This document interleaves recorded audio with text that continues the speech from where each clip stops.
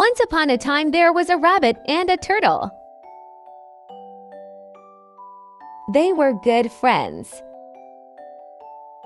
They used to meet and play every day.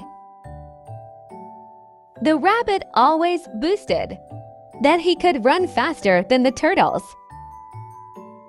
So they decide to have a race. They chose a starting and finishing point.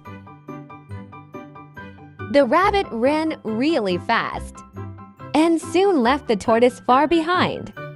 He thought that tortoise is too slow, and he can rest for a while. So he stood under a tree and went to sleep.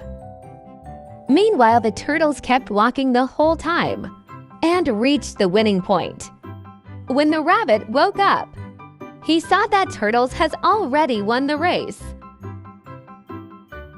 The moral of the story is slow and steady wins the race.